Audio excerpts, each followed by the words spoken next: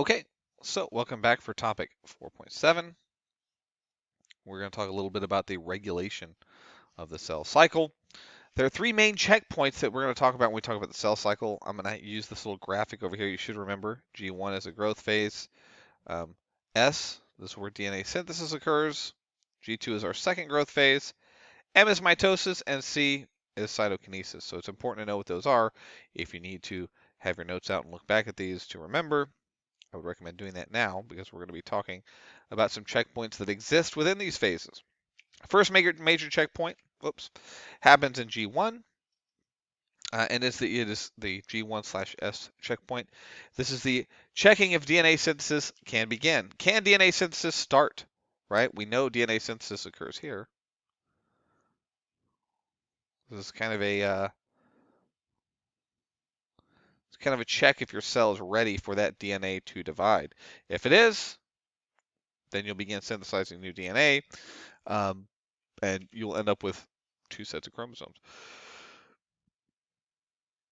Okay, G2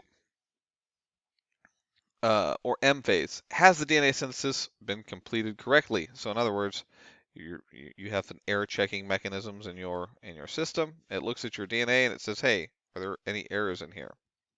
It will go through and we have error correction systems that we can come through and fix the base if it's messed up.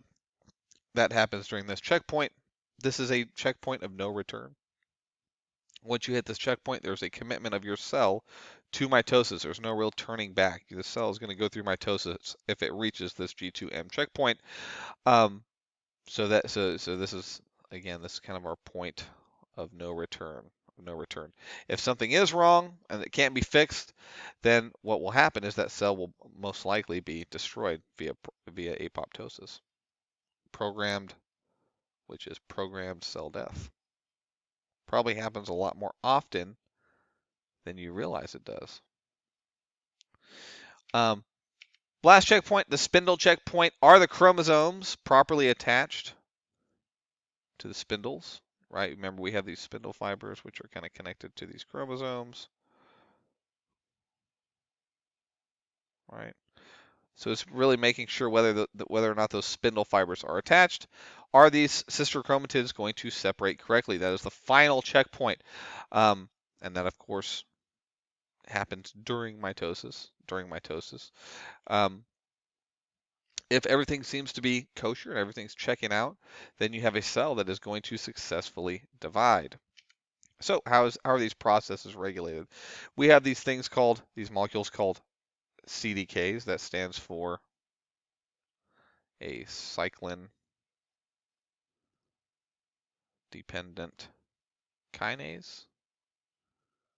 So you've probably seen this word kinase before in some of the cell signaling stuff we were doing. Kinase is just something that transfers a phosphate.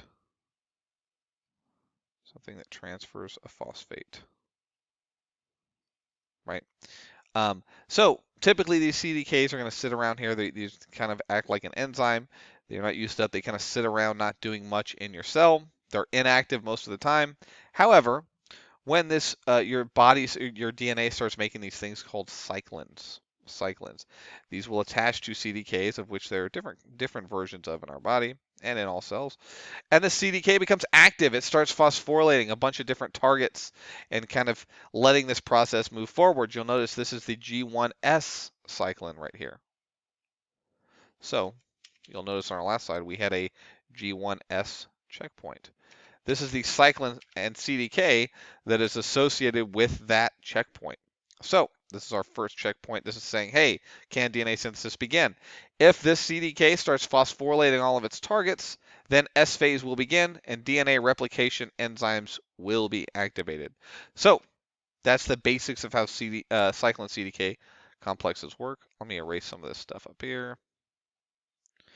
So we have a bunch of different cyclins. It's outside the scope of the AP Bio sequence here to know all of these. You don't need to know all these different cyclins and what CDK is attached to them, blah, blah, blah. I just think it's interesting to note that you have different cyclin CDK complexes, and that is what this is considered, a cyclin CDK complex. Sorry for the bad handwriting. cyclin CDK complex right over here.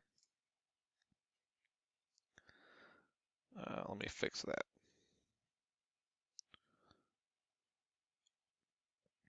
And you have many, many different versions of this, right, during each of your phases. G1, S, G2, M. These are kind of your checkpoint cyclins.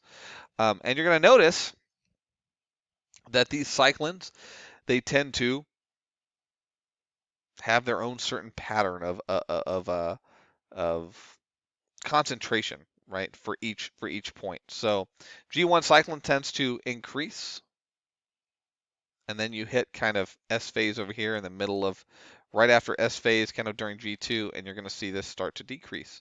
G1S cyclin, this is kind of one of those specific checkpoint cyclins, right? This is going to raise at a very certain point, at a certain checkpoint. The S cyclin, which is a different cyclin, this is going to be during S phase. That would be the cyclin over here. You're going to see a highest concentration over here. M cyclin, this is the one that occurs during mitosis over here. You're going to see this mostly during M phase. But this is kind of how the cell coordinates this complex process of division by having these different kind of checkpoints and different concentrations of cyclin CDK complexes. Of course, remember these CDKs are typically laying around in the cell, but they need to be activated by these specific cyclins. That's why they are called cyclin-dependent kinases. They're waiting to be activated by these cyclins. So this is kind of how these levels work. Again, it's not something you necessarily need to know the specifics of as far as a graph goes. Do understand that this cyclin CDK kind of process governs how a cell divides. Let's look for a bit at the P53. We talked a little bit earlier about the tumor suppressor gene, P53. Tumor suppressor gene, that's what this is known as, right? In response to DNA damage, P53 will put out a CDK inhibitor. This CDK inhibitor is going to kind of block this CDK and cyclin complex from activating. So the CDK inhibitor will stop this process. If it stops this process, it's going to stop mitosis, right? It's going to stop mitosis.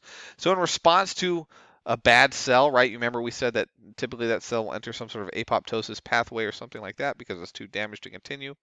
This P53 is kind of the first molecule that says, hey, listen, we got to stop right here. There's a problem, so we cannot divide. So this is how it kind of operates. It inhibits these CDKs, right? In this case, the G1S cyclin. So you would not get this high concentration of G1S cyclin, and you would not make it into S phase, right? Your cell would not begin division, and it would probably enter some sort of apoptosis pathway if there was irreparable damage.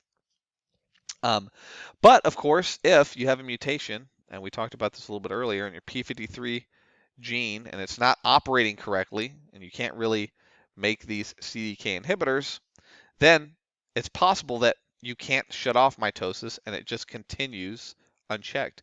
This is one of those mutations that oftentimes can lead to cancer. Unchecked cell growth. So it's just something to keep in mind when we talk about regulation of cell cycle and how important that is to maintaining health in our body. Okay, I'm going to leave that. This one ran kind of long too. I apologize. I'll leave it at that.